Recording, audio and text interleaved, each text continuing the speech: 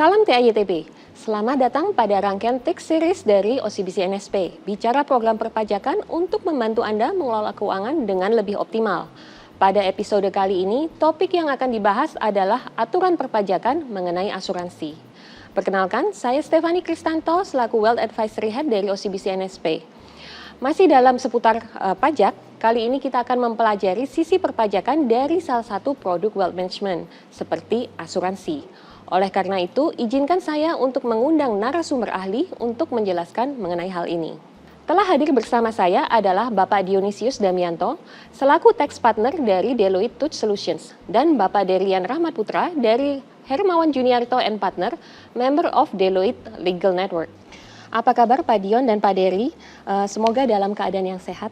Terima kasih sudah hadir bersama kami di sini untuk bicara mengenai aturan perpajakan untuk produk asuransi. Mungkin saya langsung ke pertanyaan pertama saja kepada Pak Dion. Nah, Pak Dion, salah satu produk wealth management itu adalah asuransi, terutama di tahapan pengelolaan keuangan yang lebih lanjut. Nah, apakah boleh dijelaskan mengenai aturan perpajakan untuk asuransi di Indonesia dalam hal premi asuransi hingga klaim untuk manfaatnya? Oke, baik. Terima kasih, Bu. Jadi sebelum berlakunya Undang-Undang Omnibus Law, dapat kita lihat di pasal 4 ayat 3 huruf E. Undang-Undang PPH yang menetapkan bahwa pembayaran dari perusahaan asuransi kepada individu sehubungan dengan asuransi kesehatan, kecelakaan, jiwa, dwiguna, dan beasiswa itu dibebaskan dari pajak. Nah, namun setelah berlakunya Undang-Undang Omnibus Law, terdapat perubahan kata-kata dalam pasal 4 ayat 3 huruf E Undang-Undang PPH yang menjadi berbunyi, pembayaran dari perusahaan asuransi karena kecelakaan, sakit, atau karena meninggalnya orang yang tertanggung, dan pembayaran asuransi beasiswa dibebaskan dari pajak.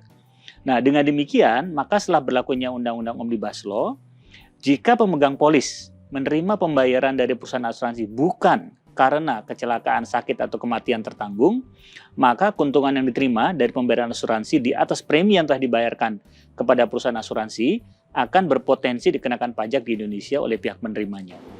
Jadi ada perubahan dengan aturan perpajakan ini dengan Omnibus Law ya Pak ya? Betul. Nah, kalau begitu untuk salah satu produk asuransi yang banyak dibicarakan akhir-akhir ini nih Pak, yaitu adalah produk unit link atau biasa disebut dengan PAID.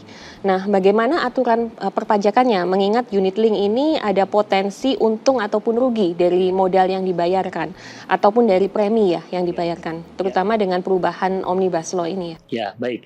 Dengan adanya perubahan dalam pasal 4 ayat 3 huruf E Undang-Undang Omnibus Law ini, maka terdapat potensi bahwa jika hasil unit link yang dibayarkan bukan karena sakit, kecelakaan, atau kematian, maka hasil unit link tersebut ya berpotensi kena pajak di pihak penerima. Ya.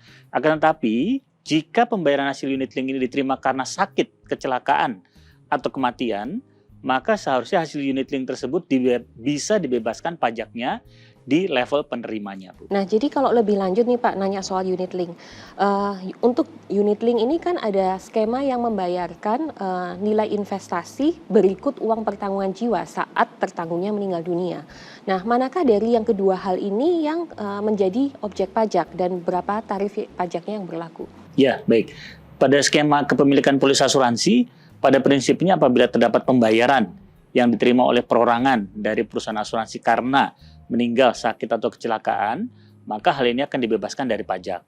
Nah, namun apabila jika pembayaran yang diterima bukan karena peristiwa meninggal, sakit, atau kecelakaan, maka tambahan kemampuan ekonomis, yaitu pembayaran asuransi setelah dikurangi premi, itu dapat dikenakan pajak. Sehingga bagi orang pribadi, tambahan kemampuan ekonomis ini dapat dikenakan pajak hingga 35%, jika penghasilan yang diterima di atas sampai dengan 5 miliar sesuai ketentuan Undang-Undang Harmonisasi Peraturan Perpajakan tersebut diterima oleh wajib pajak. 35% untuk tarif yang baru ya Pak ya?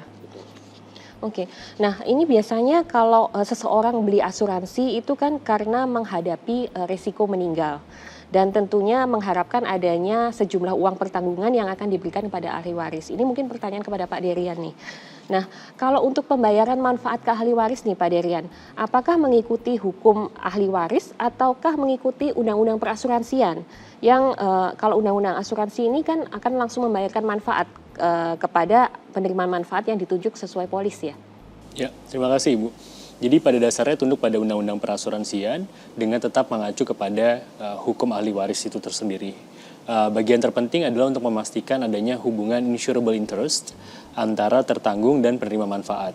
Contohnya dalam hal ini adalah ahli waris. Di mana insurable interest berarti kondisi di mana penerima manfaat mengalami kerugian atau kebutuhan finansial karena tertanggung merupakan tulang punggung atau pencari nafkah utama.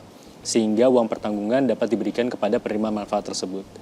Hal terpenting menurut saya adalah untuk mengetahui satu, apakah tertanggung memiliki hubungan keluarga, jadi ahli waris secara langsung. Yang kedua, jika memang tidak ada anak atau istri, tidak ada keluarga terdekat, maka apakah ada hubungan keluarga lainnya, om, tante, paman, bibi, dan lain sebagainya. Atau jika yang ketiga tidak ada hubungan keluarga sama sekali, tidak memiliki keluarga dekat maupun keluarga jauh, apakah ada pihak tertentu lainnya yang akan diberikan sebagai penerima manfaat. Contohnya misalkan ada bank yang sampai sekarang menjadi pemegang suatu pinjaman kepada si tertanggung gitu ya, sehingga nanti ketika sudah tertanggung meninggal dunia maka itu akan diberikan kepada si bank tersebut uang penghasilannya. Kaitannya asuransi jiwa kredit ya. Benar, Pak ya. iya. Oke. Nah, kalau tertanggung meninggal dunia, ini mungkin saya kembali nanya ke Pak Dion nih. Jika tertanggung meninggal dunia, apakah ahli waris yang ditunjuk langsung menerima manfaat uang pertanggungan, ataukah kepemilikan asuransi ini dapat berubah menjadi warisan tak terbagi, sehingga mungkin harus diselesaikan dulu kewajiban perpajakannya sebelum dapat diberikan kepada ahli waris? Ya, baik Bu. Jadi apabila ahli waris menerima manfaat karena meninggal dunia, maka sebagaimana diatur dalam ketentuan Omnibus Law, maka ahli waris tersebut dibebaskan pajaknya. Ya, hal ini disebabkan kenapa? Karena Omnibus Law saat ini mencantumkan bahwa pembayaran dari perusahaan asuransi karena kecelakaan sakit atau karena meninggalnya orang tertanggung dan juga karena pembayaran beasiswa, maka hal itu dikecualikan dari objek pajak. Oke, nah selanjutnya Pak Dion, mengenai pencatatan produk asuransi ini dalam SPT, manakah yang harus dicatatkan? Premi yang dibayarkan, nilai tunainya, atau justru manfaatnya? Dan sebaiknya itu dicatatkan pada SPT siapa? Pemilik poliskah, tertanggungkah, atau bahkan ke penerima manfaat? Ya, baik.